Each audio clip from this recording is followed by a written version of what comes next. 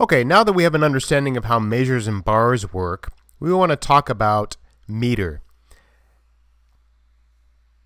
I've said that measures and bars are a lot like a ruler. I've said that measures and bars are a lot like a ruler, where shorter notes are shorter portions of, say, I've said measures and bars are a lot like a ruler, where a measure would be an inch on that ruler, and the notes within it would either be half, quarter, eighth, 16th, or some fraction of that inch or measure or bar. In a ruler, it's always the same. You always have quarter inch, half inch, eighth inch, 16th of an inch, and they're the same length. Now, in music, it gets a little weird here. This might get a little confusing for you. Let's see if we can get you through it, though. A measure does not always have to have four. A measure does not always have to be divided by halves, quarters, eighths, and 16ths. That's the confusing part. Let me show you what I mean by that. In most music that we listen to, we use this meter called 4/4. The meter is indicated over here on the left. If you've ever seen this, I'm sure you have. What it is telling us is on the top it says, hey, there are 4 pulses in that measure. 4 times that you're going to knob your head in that measure. And each pulse is going to be represented by a quarter note. If we look right here at measure 3, we see that there are 4 quarter notes in that. 4 times that we nod our head. Now we know, because we're math experts, that 4 quarter notes would also equal 8 eighth notes, 16 16th notes, or 2 half notes. But the fact is that we nod our head and pulse. But the fact is that we nod our head and feel the pulse on the quarter note. So these half notes sound like they're lasting longer than we're nodding our head. Okay? When a song says 4/4, that means 4 quarter notes per measure. Most rock is 4/4. Now, as I said earlier, we can change that, and this is where it gets a little confusing. This does not have to stay a 4. We could make this song 3/4.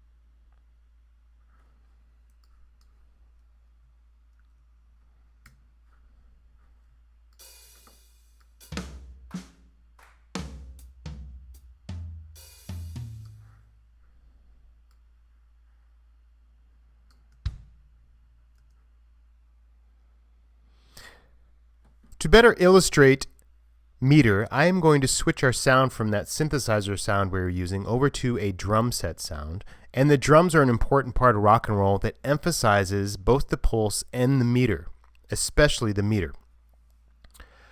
I'm going to put a note here, and because we're in 4/4, I'm going to put in 4 quarter notes, okay? Here in this measure, from 1 to 2, we have 4 quarter notes, and I'm going to play through them. I'm going to zoom in just a slight bit here so you can see it better. We hear that pulse happening every time the kick drum hits, and if I were to loop just that measure right there, we'd hear an emphasis of the pulse.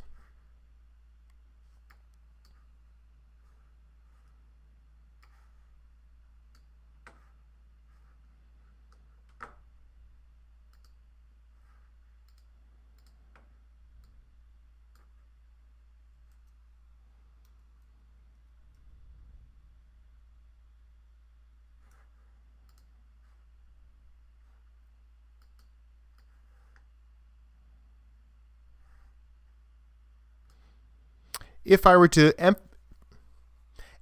loop just this first measure here and hit play, you would hear an emphasis of the pulse. Over and over.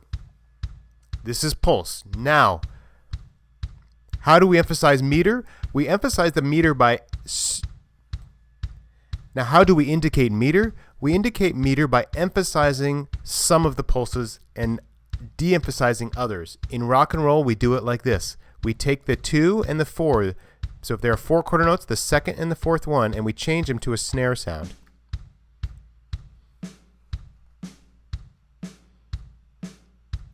And you'll see that this is 4 quarter notes. We're in 4/4, emphasizing beat 1 and 2 on the kick, and beat 2 and 4 on the snare. I want you to be able to hear this in rock and roll, that kick and that snare sound in the drums.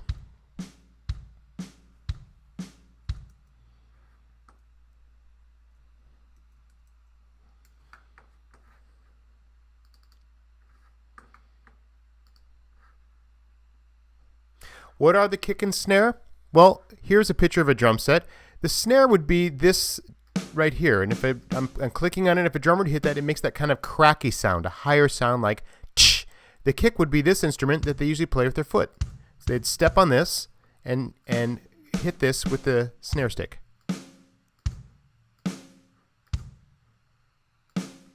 Okay. If I play through this, it's going between the kick and the snare. Snare, kick, snare, kick, snare. This is 4/4, and this is how 4/4 is most often emphasized, is by putting the kick on 1 and 3 and the snare on 2 and 4.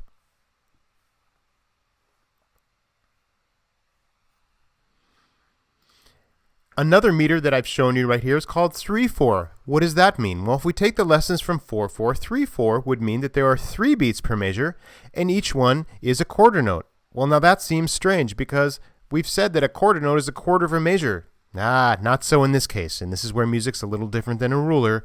We're saying it's a quarter note because it looks like this. It has a black circle with a stem on it, but there are only going to be 3 of them per measure. So let us look at that. I've changed that to 3/4, and now you'll see what happens is the kick, snare, kick, snore that was making up 4 notes no longer fits in the measure. Why would anyone ever want to do that? Because it has a different feel to it. So now what happens is you kind of have to remove that 4th one and say, we can't play that note because after one measure, if we're going to loop through, we're going to go back down to the kick. We only get 3 of these quarter notes per measure, not 4. Often we will take that snare sound and play it twice in a row, and you're going to recognize this sound. I'll go ahead and repeat it a few times here. So you can see 4 measures of 3/4, 3/4, 3/4, 3 quarter notes, 3 pulses per measure, each one being a quarter note.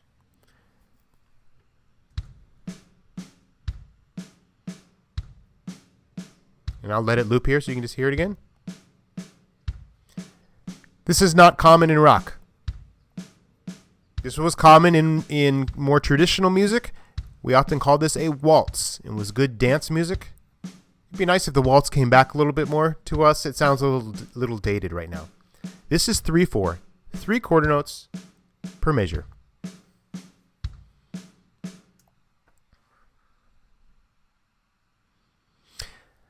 The last important meter is 6/8, and I want to show you how the 6/8 works. To do that, I'm going to go back to 4/4.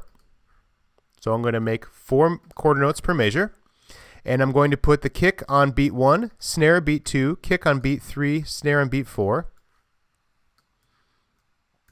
I'm going to repeat that. In fact, let me add one more measure here so we have our 4 measures. That's pretty standard.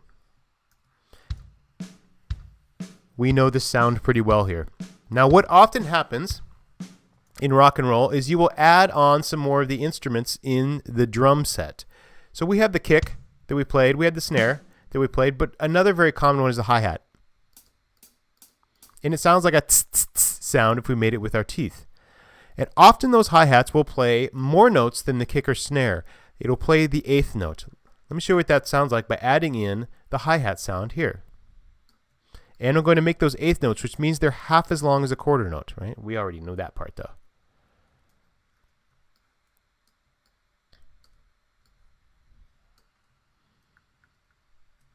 Now you'll see we have 4 quarter notes per measure because we're in 4/4 and 8/8 notes. We don't call this 8/8 though because the main pulse is on the quarter notes.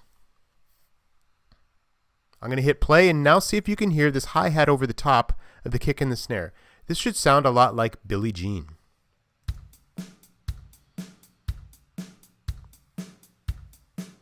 This is the most common drum pattern in rock and roll and pop music. It's very simple, and it's emphasizing the meter. We nod our heads to it, but we also can hear that there's a bigger unit of time going by, the meter, with that kick, snare, kick, snare, kick, snare. It mimics us walking.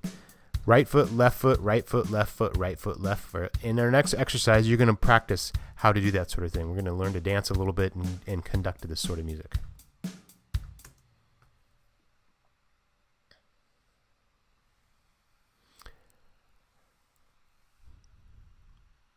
To get to this last meter that we want to examine, 6/8, we have to do something a little strange, and might be too confusing for some of you. Some of you might be like, this is great. I really wanted to learn this.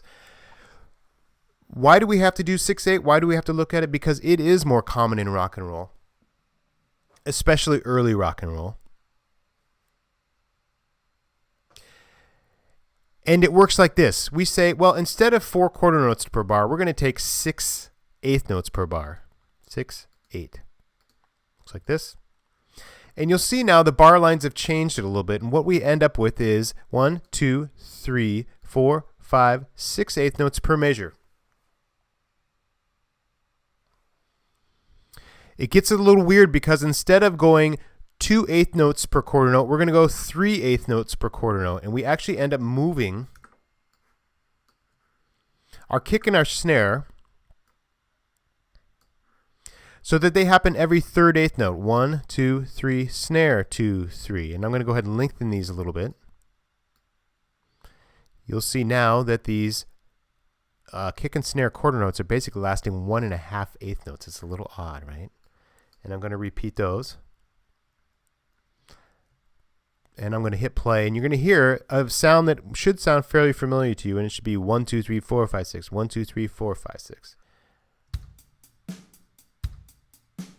Kick, snare, kick, snare. Now, 6/8 is a strange meter. It looks weird to us because we're used to counting quarter notes in here, but there's an exception made for this because they couldn't think of any other way to write it. Okay, that we would have these eighth notes and we'd be playing every third eighth note with the kick and the snare. I would like to see if you can hear songs in 6/8, and we'll listen to some.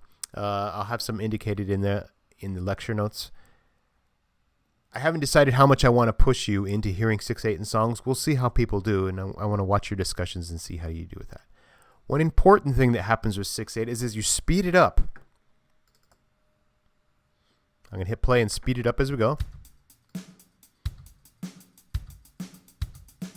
Eventually it becomes so fast that these eighth notes are very hard to play. And so what we do is we end up dropping the second eighth note. And you'll recognize this sound. This is called swing. Swing means, leave out some of the notes. And it sounds like this. It looks a little ugly down here, you'll see. This is why we use the piano scroll sometimes. It's much easier. And they can get very fast. Oops, I see I messed up one there. Sorry. And there. This is the sound of swing. It has a skip or shuffle sound to it.